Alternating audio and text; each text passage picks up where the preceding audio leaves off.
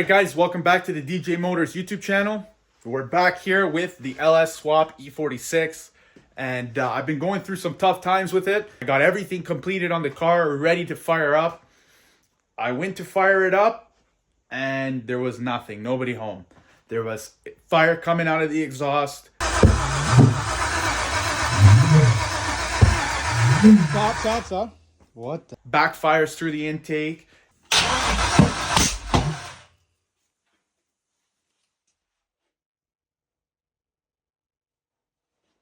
It just was not sounding good. The motor sounded like it was crying for mercy. So I went through a lot of things with it, trying to diagnose and figure out what the problem was.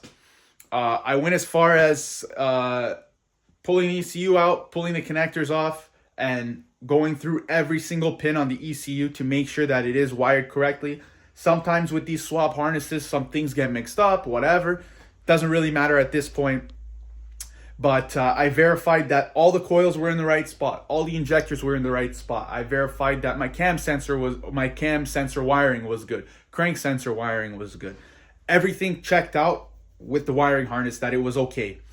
But still, it was acting weird. It was, like I said, backfires through the exhaust, backfires through the intake. It just was not cranking or running right.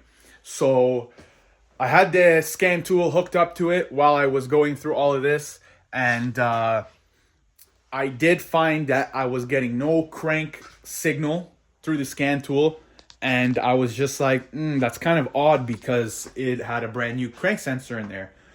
So I did not assemble this motor. It was assembled by somebody, I don't even know who.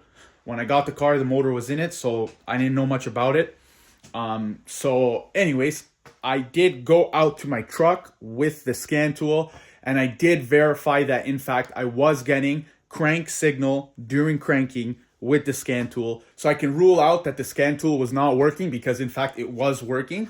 And once I verified the wiring was good for the crank sensor, like I said, and the crank sensor wasn't producing anything, I said, okay, you know what? Let me go get a crank sensor from my local parts store. So I went over there, I grabbed the new crank sensor, I took the starter out, I replaced the crank sensor, I put it back in, went to crank it, and boom, right away, it fired up for like 1 second. I heard the exhaust 1 second, and I was so fired up. I'm like, oh my goodness, we got it running.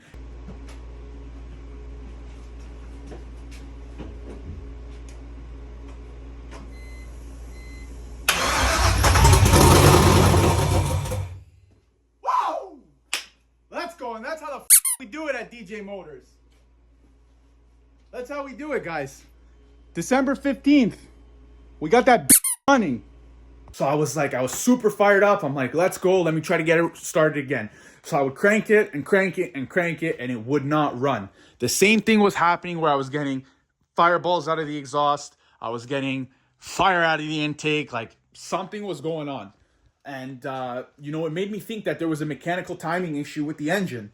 So on an LS, there's no timing marks on the balancers. You can't really use a timing light unless you mark it. You try to set. Anyways, it's a lot of work. It's extra work. I was like, okay, I pulled the valve cover off. I got the cylinder one to closest to TDC, and I verified that the valves were actually closed. So I'm like, okay, like maybe the timing is okay. Like maybe we're having another problem here. And like I said, I went through the entire harness to verify that everything had continuity. Everything had what it needed.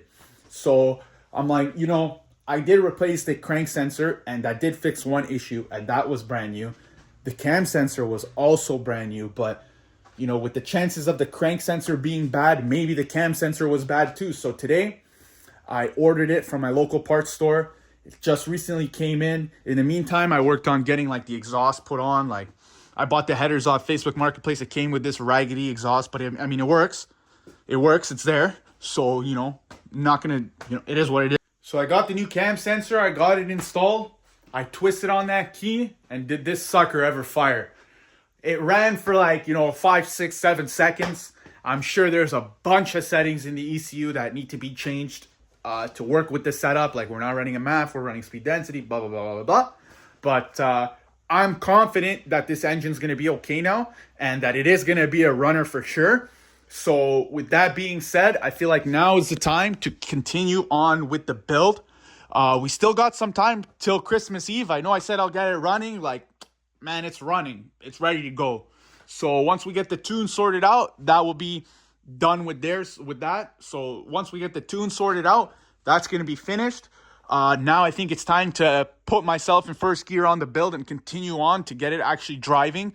We got a bunch of work ahead of us still. We got to sort out the entire brake system. I was going to try to use some adapters up front to retain the stock brake lines, but after some further investigation, they are in total disrepair. They are all rusted out. You can see there the brake lines are just totaled. The fitting is like gone. I tried to heat it up and stuff, but it's not happening. So I've got some new rubber hose here that will go there, but I got to figure out what I'm going to do with the brake lines. Either I'm going to just make some new hard lines and run them all the way to the back, or maybe we'll talk with some companies and see what we can get going for this thing. But yeah, so I can probably start working on the cooling system, getting a radiator in here, getting some coolant hoses done, maybe using a thermostat, maybe not. But yeah, guys, I'm fired up. I'm ecstatic. I told you guys I'm going to try to get this thing running by December 24th. Today's, I think, the 17th, and it's running. It's good. I'm ready to go, guys. I'm fired up. So drop some comments below. Leave us some likes. Check out our Instagram. Check out all our socials, DJ Motors Performance or DJ Motors on all socials. Just search us up and show some support down below, guys, because, you know, I'm doing this build here, and I'm not just doing it for myself. I'm doing it for everybody. This is just a way to show you, of course, I'm experienced and whatever, but, you know, with a little bit of research online, a little bit of, you know, trial and error, you can get it done. You don't need to have a hoist. You don't need to have all these special tools, you know. Just some basic knowledge will kind of get you going on stuff like this when the internet has all kinds of information out there for stuff like this. So, yeah, guys, that's the little episode for today.